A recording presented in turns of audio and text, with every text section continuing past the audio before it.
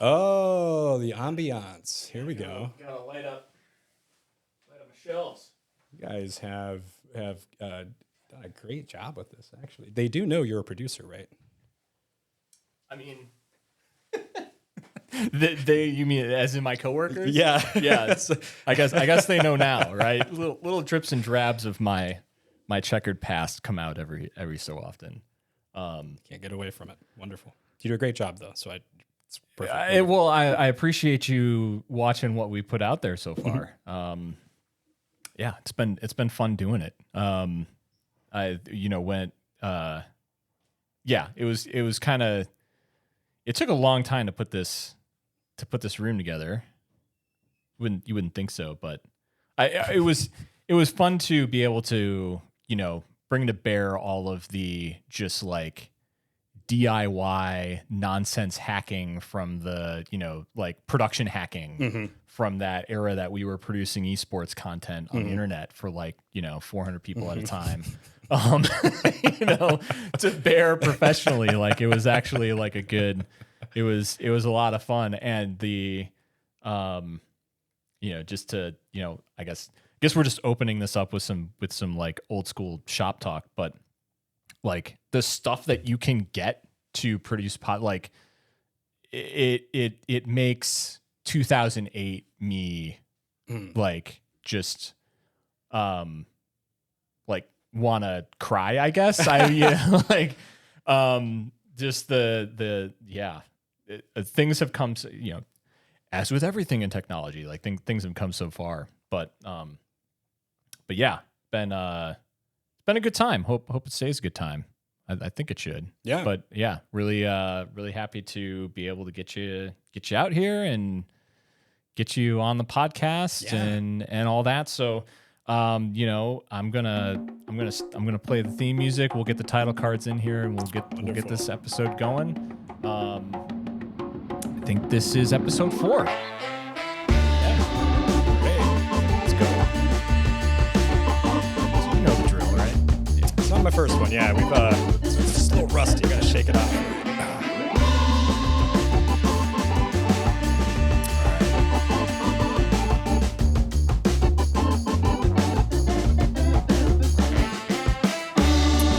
Okay, so you're listening to the Crossdock, episode 4, as I mentioned. Kind of actually, worked out that we didn't get to connect because we got to be able to get you on the show this time, right? So I want to introduce my friend of like almost 15 years now. Yeah. Sam Hollifield, who is at the Oak Ridge National Laboratory. You're a cybersecurity researcher and engineer. So, welcome to the show. All right. Yeah. Thank you. Yeah, thanks for having me. It's we've not seen each other in it's about 15 years, I think we came back to. So it's kind of interesting that we both started in more of the kind of online esports production world, and then somehow here, some decade and a half later, we're both heavily involved in the shipping and transportation industry. Supply chain. Yeah, supply chain. Yeah. Yeah, it's wild. It's a big space. I didn't. It's one of those things where you don't understand how big it is until you like come into contact with it, and then you're like, it's less like, I always describe it as like fractally large. Like you can see the whole thing, and then you zoom in on an area, and it just like kind of unfolds on you, and then you can like there's so many little niches that are just humongous. So yeah, I've had a great time digging in since joining CargoSense with my colleagues from who are colleagues again, right? Into the space and everything. But why don't you tell me and tell everybody watching a little bit about what you do and Yeah, of course. So I'm a cybersecurity researcher out at the Oak Ridge National Lab. We're maybe 30 minutes west of Knoxville. So the National Lab system is operated through the Department of Energy. And the Department of Energy has their hands in transportation, quite a bit, but more so than a lot of people expect, say, as opposed to something like your Department of Transportation. And due to the fact that the DOE manages the nuclear transportation in the United States. Mm. So all radiological material that gets moved does so at the behest of the Department of Energy. And I'm not sure how much cargo sense works in that world.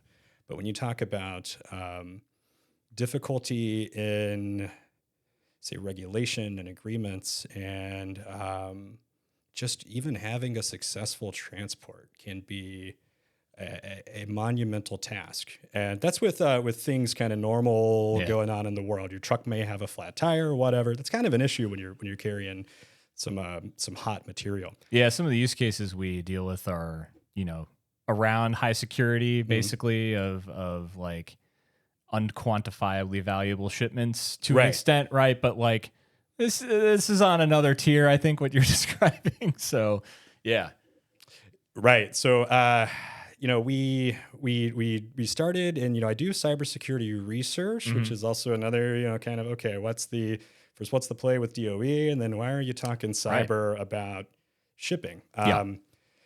We did a kickoff project maybe back in 2017 where we had this idea at the lab where cars had at this point been proven to be vulnerable.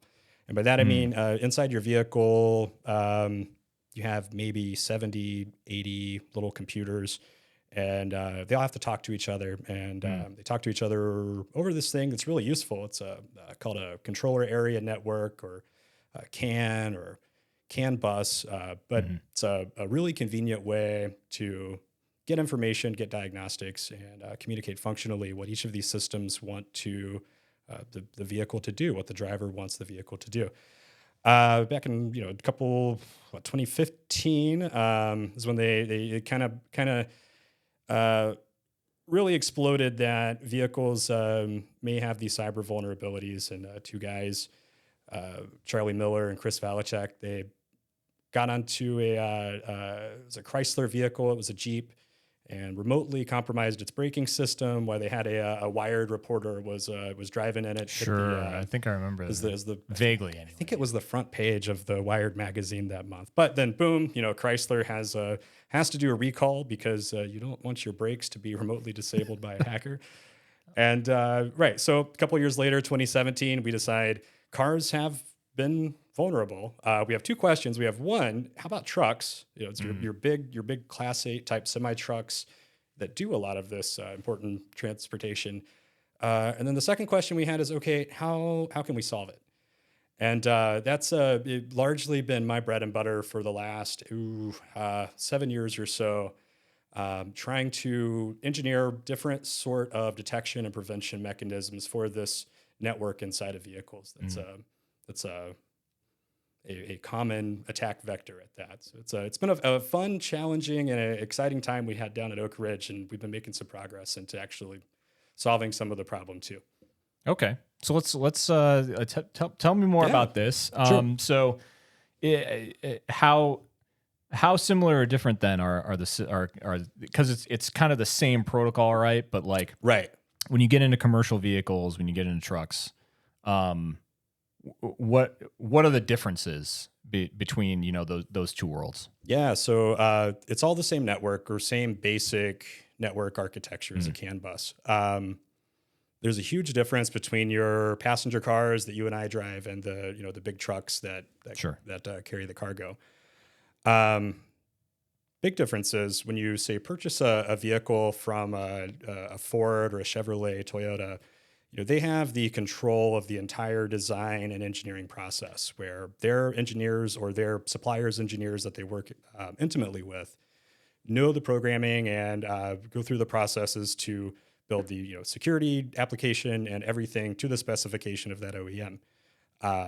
When you get a big truck, it's a little bit different. So say I go to a truck builder, and which is someone who makes the body of a truck. It should be someone like a Navistar, a Volvo, that's the brand you see on the side of the truck as you're going down the interstate. Sure.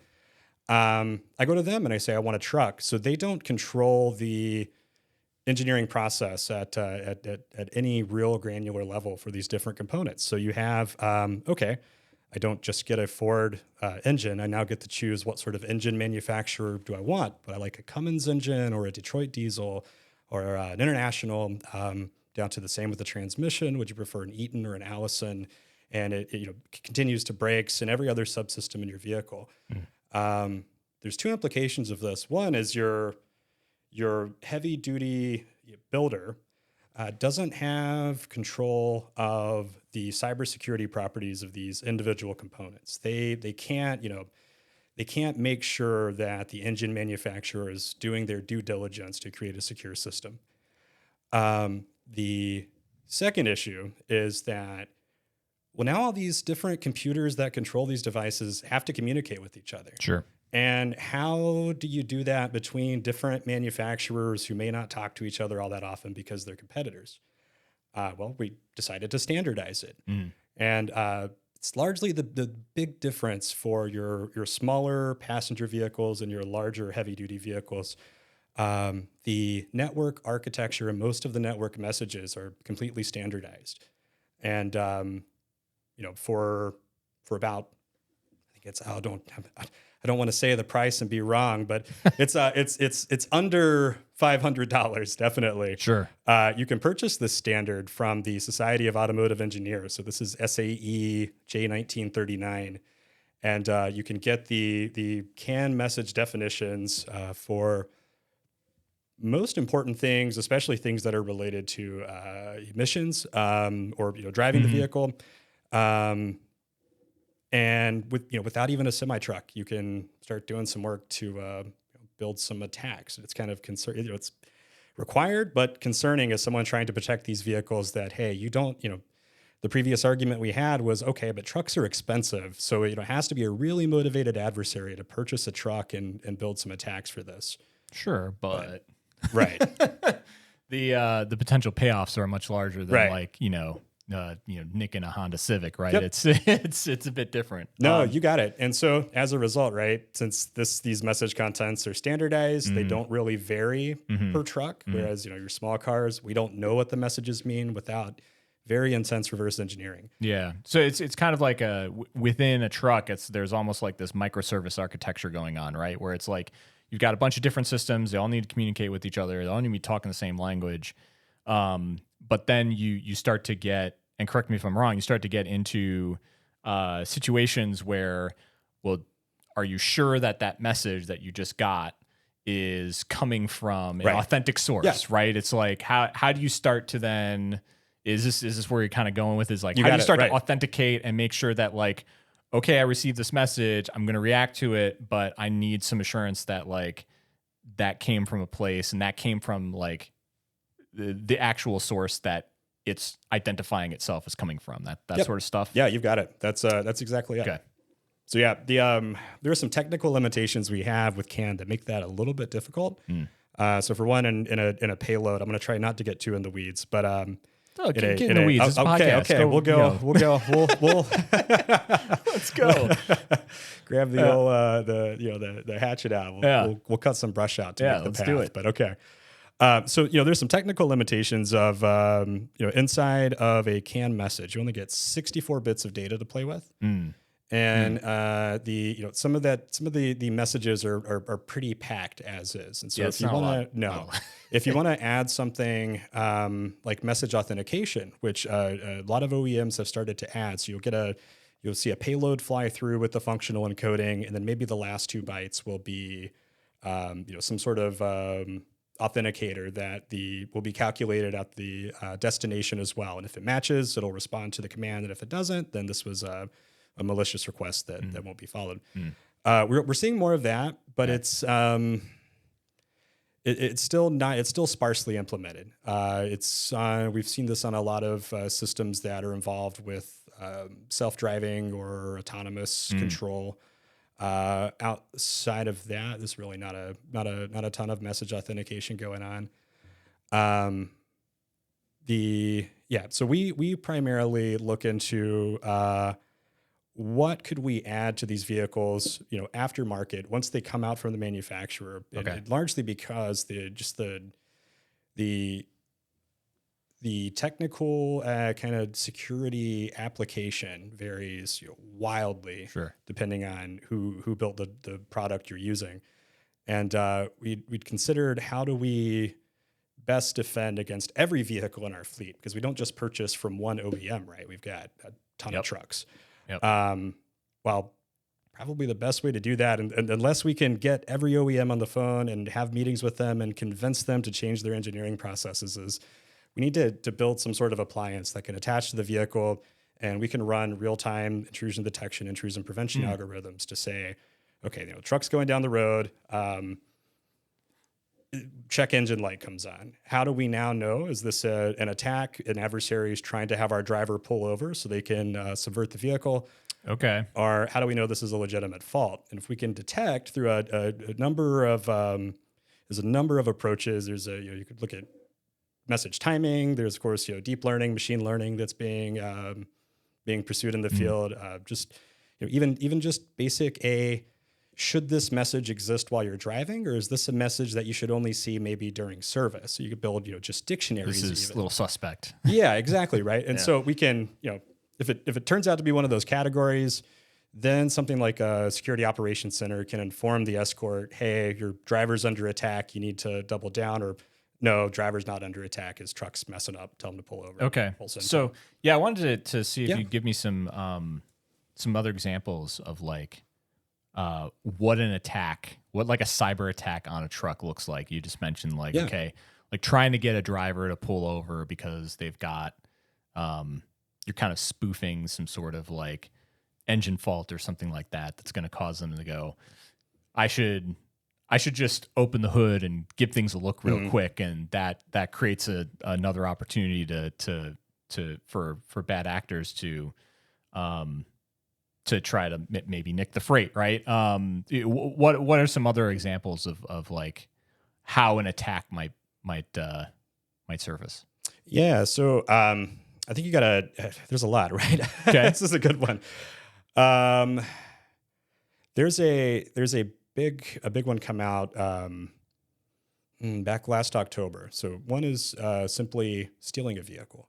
One attack, this is a CAN-based attack. It targeted passenger vehicles, but it was for Toyota and Lexus vehicles. It is a small Bluetooth speaker is what it's disguised as. What this device does is the theft walks to the front of your Toyota or Lexus. They peel back your wheel well cover, unplug your headlights, plug this into the headlights, because of course your headlights are on the CAN bus, right? So it's all interconnected. All right. They send the messages to reprogram I believe it's the body control module, to take away your physical car key and replace it with the hardware that's in this fake speaker. Okay. And there's a YouTube video that someone recorded of their car being stolen. And I think it was in about a minute and a half, the thief had peeled it back, plugged the thing in, reprogrammed the key, unplugged it, put the wheel well cover up, unlocked the car, set it, drove away. So theft is one. And theft of the vehicle, I mean at that, not like theft of cargo. Sure. Yeah. Right. You can also physically, cyber physical attacks are present on vehicles as well. So it's not just we're going to make a warning light come on and you think something's bad. But we can actually send functional malicious messages to the truck and to make it right operate to operate right yeah. to operate in the physical world either poorly or there's a good video. A colleague of mine out at Colorado State is Jeremy Daly. He runs he runs an event called the Cybertruck Challenge, which is really cool. And he invites students from all over the country to come for a week and get hands-on instruction. And they work with hacking on semi-trucks. That's kind of the bread and butter of the event. Okay. So he's gotten a lot of students who are really good at doing this kind of exploratory penetration testing. And he's got some videos. I should have had queued up or something because they're cool. But but his students you can send me links later. Yeah, that's all good. Yeah, I'm coming to your podcast with videos queued up. Yeah. So yeah, he had some student videos pulled up, and they can do things like take the accelerator pedal away. So you're driving down the road, you're doing fine, then boom, the driver loses his accelerator pedal. You can only brake. You can push the pedal, sure, but none of Nothing the happens. messages are Yeah. getting to the engine control module to tell it what to do. All So, right. what have we seen? We've seen also seen attacks that could impact, say, vehicle service. And Okay. so if you maybe had and this isn't even speculative or research, but we've seen this time and time again of folks who go out and buy the performance tuners for their cars, and then their engine blows up, and then you know revert it back to the stock flash before you send the car in for warranty service. And so, I mean, that's for all intents and purposes a type of cyber attack as well. Sure. Yeah. Sure. So I guess what I'm curious is, so you work for Oak Ridge National Laboratory. What interest does, and that's under like DOE, right? Right. Department of Energy. So what interest does the Department of Energy have in this area? How did DOE and the national labs kind of get to a place where got a team of people researching this stuff, and what's the outlook? What are you trying to accomplish? Yeah, for sure. So one of the goals of the national lab system, and I'll take a bit of a step back and say, we're not quite academic, we're not quite industry. So we don't just do purely theoretical research, and we also don't try to sell things to make money. Our goal is to identify problems that are facing the country, be it security, which is what I work in, but we also do research in energy production, energy storage, autonomous drive, anything. So it's what sort of problems are facing the country, and how can we apply research and scientific methods to solve those problems. And when the Jeep hack article came out, the Oak Ridge National Lab, they were very interested and very concerned that we do a fair bit still of physics and radiological research. And the waste has to be moved. The sources have to be moved if we're say delivering something to a hospital for cancer treatment, and these occur just like any other shipment over road, rail, and sea. How can we be sure that this very, very critical cargo that's almost it's maybe the one thing that we can ship that's hard to put a value on, is how do you quantify the cost of a loss of a nuclear source? Yeah, a little difficult. Yeah. And so as a result, we were given a kind of an opportunity to explore and say, how can we apply national lab expertise to solve this problem? Okay. So it's kind of like pervasive, like need within the department. Yeah. To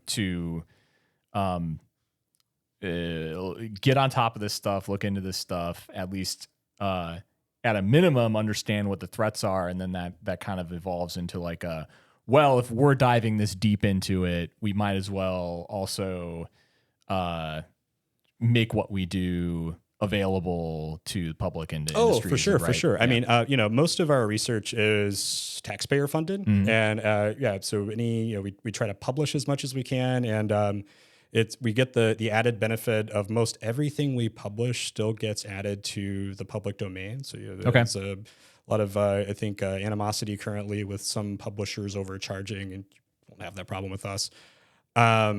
It's just a few things that we really can't be open about, and those are things that say maybe fall into a space that we just can't be so open about it, or it's a private organization or a sponsor is the one that's ordered the work, and so we're working for them, at that point, not necessarily for the public.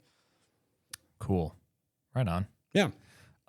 So you had sent me some stuff before you got here, so I did want to touch on some of the other materials you tossed over. Yeah. First, before we move away from, and you may have touched on this already, but you brought up like why heavy duty trucks are more concerned, why they're more concerning than passenger vehicles on this whole thing. Is it just because like they are larger and heavier, and if something goes wrong on them or something like that, like the impact of like getting attacked and then causing a crash can be larger. Is it just that, or is it just because of like exposure to industry in general, and then the economic impacts of like some sort of breach that can be applied writ large to like an entire fleet of I can right? I can probably go for a minute on this one. Yeah.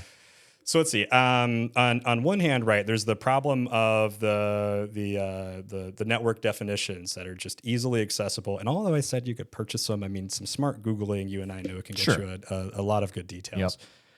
So the fact that you can just learn the message identifiers and the payloads to send by reading is makes it a low hanging fruit. Also, as you mentioned, these trucks normally operate in a fleet. And so the idea is, you and I may just have one or two cars for the family. These trucking operators may have upwards of 1,000. And so you begin to get into, now there's more motivation for an adversary to try and impact a wider range of vehicles as opposed to just a one-off one or two. You did hit the nail on the head with the kinetic power of these vehicles as well. So you consider... especially out west in the Pennsylvania mountains a little bit from here, if you catch a trucker going downhill and you disable his brakes, I mean, you got a guy who may be pulling 110,000 pounds behind him down a 4% grade, and that could be without any nuclear material, right? Like that could be an absolute tragedy. And we also got the fact that the trucking companies don't have, and by let me not say trucking companies, let me say the trucking, the heavy duty manufacturers, so the folks who make the products and electronics here, don't have the operating budgets of your passenger cars, your Fords and Chevrolets and Toyotas and so on and so forth. And as a result, security often gets smaller market, right? Yeah. And especially in their world, right? Emissions is the thing that is facing them as an existential crisis, and that's where the money's going towards. Sure. Finally, I would say that they're a lot more accessible. If you have a chance to walk around a truck, you might find some interesting things. Like most of the, at least on the Class 8, the big ones, all the hoods are externally open, so there's not a hood latch on the inside. Okay. And of course, that's where some of your most prized electronics will live, like your engine control module. So, like the example that you provided earlier about just pulling the headlight off, and like that's tricky enough. Like usually, most of the you've got the hatches battened down on commercial just consumer vehicles, but like commercial trucks. You got a panel that you open and everything's right there. And you just plug in. Yeah, right? It's meant to be easy to service, right? You don't have to take it off the road. You just plug in, unplug, keep her going. Yeah. Because the assumption is if you got access to it, you're probably you're probably on the up and up, right? Right. Who's going to go monkey around with a truck? Right. Exactly. Yeah. And then you take all of those and combine them with, we're also a country and not at all critical of regulation, but we require the drivers to stop and to sleep for a large, I won't say large, but for a non-trivial amount of time. Time enough that they can go away from the truck and now, you have to, really. So now you have this, incredibly vulnerable, data center on wheels that's perhaps parked unattended at a truck stop belonging to a fleet of 999 more, and all it takes is maybe this one to start the intrusion. So I think there's not quite another industry that has to deal with this this kind of marriage of physical and cybersecurity all in one. Sure. And the thing we get often when folks ask, well, if you're there, why don't you just cut the brake line or something if you don't want the truck to go anywhere? And for maybe your mischievous adversary, that's something funny and some fun to do maybe. But we consider someone who's a lot more motivated and strategic. And Yeah. the truck's sitting there. They may not want to cut the brakes, but they may want to cut the brakes off, 150 miles down the road in a difficult cellular coverage area, and just kind of the perfect storm sort of thing. Sure. A little more planning and intent involved than just like, the brakes are gone, right? So if you're say you're the manager of a fleet, and you're listening to this and you're like, hey, I hadn't really considered this, or it's just I have, but it's not on my radar. Like, how would they get in touch with you all or learn about what you're doing, or like how would they apply what you've been talking about here to their operations and figure out what more they could do, like what steps they can take to harden their fleet in this regard? Yeah. So I am involved in a working group. So we're the Transportation Security Unified Stakeholders Group. We love our acronyms here. Okay. Well, yeah, you're in the government. I mean, yeah. So acronym town. It's TSUSG, and so the goal of this group is to kind of get together and discuss and provide some recommendations throughout the transport lifecycle for security. We just started that earlier this year, so we hope to have some more concrete recommendations out to the group later on. The big thing I would say, especially for say a lot of fleet owners and carriers who we've talked to a few number in the Knoxville area, make sure your cybersecurity posture is up to snuff. And you may think that cyber's I don't need to worry about it. I've just got 5 trucks. They're not going to target me, whatever. They're with the automated campaigns nowadays. It's not a person on the other end. It's some probably malicious machine. You may not be deliberately targeted. Right. Yeah. Absolutely. You can just be a low hanging fruit. And so it's like the National Institute of Standards, and it's the NIST. Oh, sure, yeah. The cybersecurity framework. So they're about to come out with the Cybersecurity 2.0 framework, and that's my first recommendation. Is if your organization isn't using any sort of cyber framework, that is a very digestible, easy to follow. You can adapt it to many situations for your organization. Doesn't precisely cover the problems we have with in-vehicle security. Yeah. That is, largely still in the research and development world, but we're pushing, we've got I call it a product. It's more of a prototype, right? Because we don't really sell things. Okay. And so it's a combination of algorithms that we've developed over the last few years to try and detect different classes of attacks. And it's called SHIELD, which is another acronym. So it's yeah. And I like it because if we had deployed on a truck, it could be the truck shield. If we deployed on a car, it can be the car shield. There's some branding opportunity. Yeah. So give me a call. Okay. So it's the secure hijack, intrusion, and exploit layered detector. And so it exists as if you're familiar with the NVIDIA Jetson line of products, that's what we've built the the bones on. Okay. And it plugs up to the truck. It runs a number of algorithms, and then it detects if a malicious message is on the network. So it's like some edge computing for your rig. Then. Yeah. Okay. Yep. So we're trying. Yeah, it's kind of like maybe a hardware firewall or something, for your truck.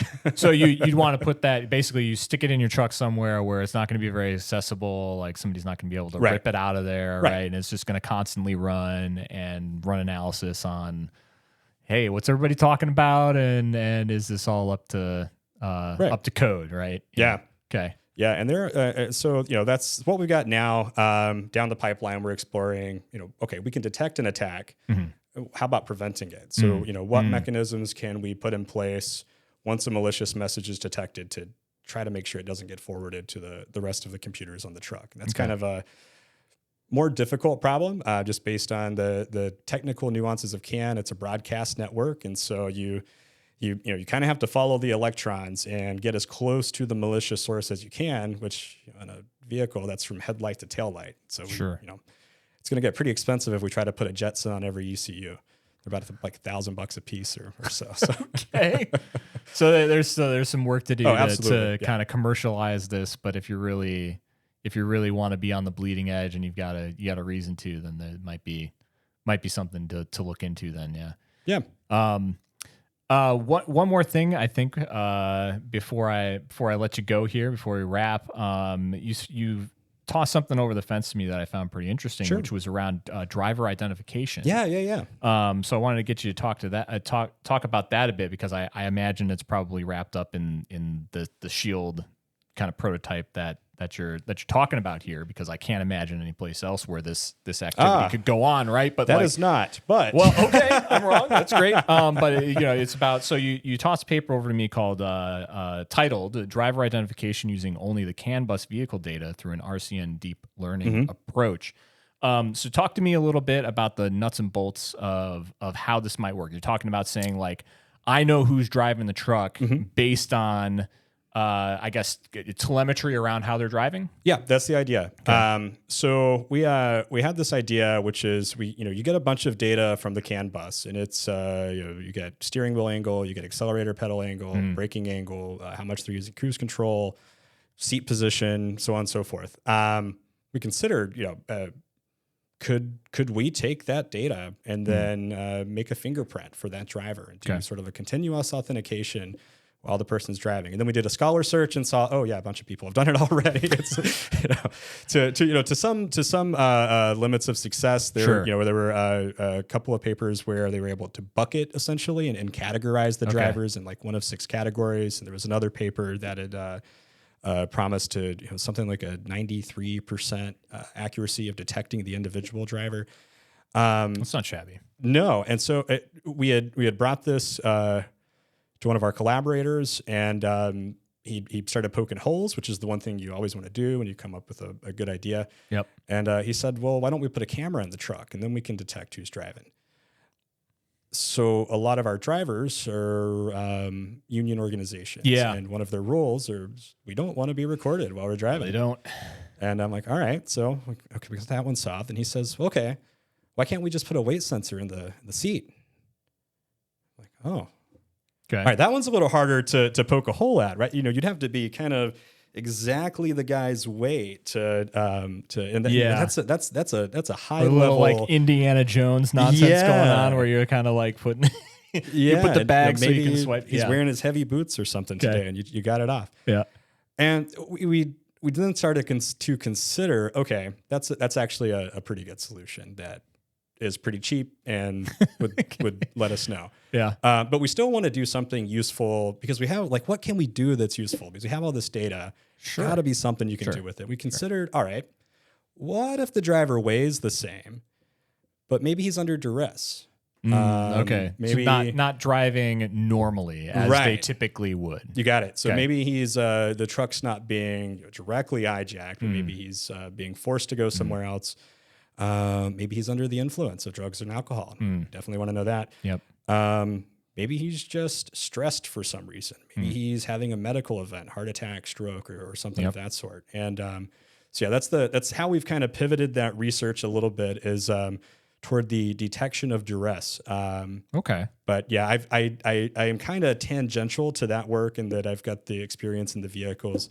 But there's a lady at Oak Ridge, Nell Barber, who's been leading that really well, and they've come a long way now. Okay, yeah, that's really interesting, because especially around, alternatives to cameras everywhere, right? Yeah. Which it's like there's, and I personally, I think with good reason, a lot of pushback from like frontline workers across the industry around, like, no, we don't want driver facing cameras, and I think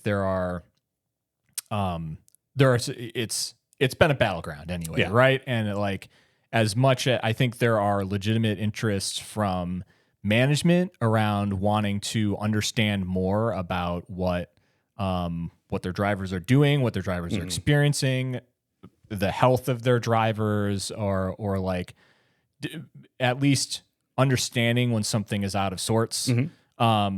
And it's usually couched around, like, so that we coach them, but there's also just, like, liability issues and things like that come into play. Like, if there is an accident, was it because my driver was kind of like really not in good shape to be operating the vehicle that day?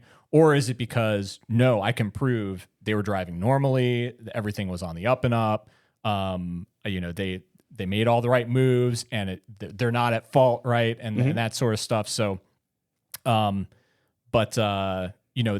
a fine line to be ridden there between being kind of like driver supportive and like deploying these things in the interests of making sure that they're safe also, and like not turning everything into just like 24/7 surveillance all the time. Right. I mean, I think like that's a lot of what, because we talked a little bit about like ELDs and things like that, and how much gnashing of teeth there was around that, and the the ELD standards and having electronic logbooks and things like that is just another angle to surveil drivers and things like that. But, which is also another entry point for vulnerabilities as well. Oh, can you say more about that? Or well, I mean, it's just I think it's something I'd left out when you had asked me why are our heavy duty side more is more interesting, and we don't often just plug different devices into our, because there's like hundreds of different right. ELDs, right? You can everybody's got to have one. Yeah. So you have your major players who are your huge manufacturers, like your Omnitrax, your Geotab, for instance, who are, I mean, they're pretty on top of on security for their devices. But you also on the bottom end have the kind of cheap dongles that you can buy at the Flying J or Pilot or Casey's or whatever, and hit the bare minimum, so you're passing regulation. Yeah, and those guys certainly don't have the budget for any sort of security R&D. No, so even less than the manufacturers. Right, you got it. And if they're even worried about it, and now you're opening up to maybe if this is a little Bluetooth dongle that easily pairs with your phone, well, someone may not have to get physical. They're all access. necessarily cloud connected, right? Also, right? Yeah, so it's right. Yeah, it's like kind of like a tunnel via the internet to every vehicle one way or another. And so like what's the security sitch on those things? You may just be opening up some a portal to the guts of your truck. Yep. It's not handled right. It's a can of worms. So I will give some OEMs credit. In recent years, we've seen a lot of gateways being installed. And so the idea is these become a one-way diode for your CAN bus. So you plug the ELD into it. It can receive data, but it can't transmit. Okay. And so there of course you still have concerns with privacy and tracking and monitoring that from someone else, not from your who should legitimately do it. But you do remove the ability then for an actual cyber physical attack to disrupt your vehicle. Right. So if somebody nukes that device on the other side, it can't like infect you're not truck. getting turned into a missile down a 4% grade now. So it's it has come a long way since I got started in this field. It was you could plug into a car, run a fuzzing script, and it would light up and move, and it was just the wildest thing that it blew me away. That really this is how easy it is. 7 years later, we have come a long way. But gotta give credit where credit's due. The industry is recognize this as a problem, and I'd say the industry and the researchers have done a really good job collaborating to try and fix this quickly. Yeah, right on. Well, I think that's probably a great place to wrap. Sam, thanks for coming on. If I may, I will add if there are any listeners who are now like, what the hell is this CAN bus? How can I get my hands on some of this data? So I have my personal website. It's 0x. Like you're starting a hex, 0xsam, SAM.com. Okay. So it's 0xsam.com. And there's a link at the top for the ROAD data set, which is the real ORNL automotive dynamometer data set, where we had actually put a car on a dyno, launched some attacks on it, and collected the results, and then put it out for everyone to view, do some analysis on, and learn about it. So check it out. It's free. If you want to get your hands dirty, it's right there. It's easy to work with. I promise you can Google, and it's all out there now. When we started years ago, it wasn't. It was a lot harder, but now it's accessible. And great. Thank you so much for having me on. Yeah, man. It's been a pleasure. It was good to see you, and glad you could make it out. And get on. So yeah, great episode, dude. Right on. Appreciate you. Let's All do it right. again. Yeah, we'll get you episode 40. I'll be back. Okay, it's a deal. I'll see you then. All right.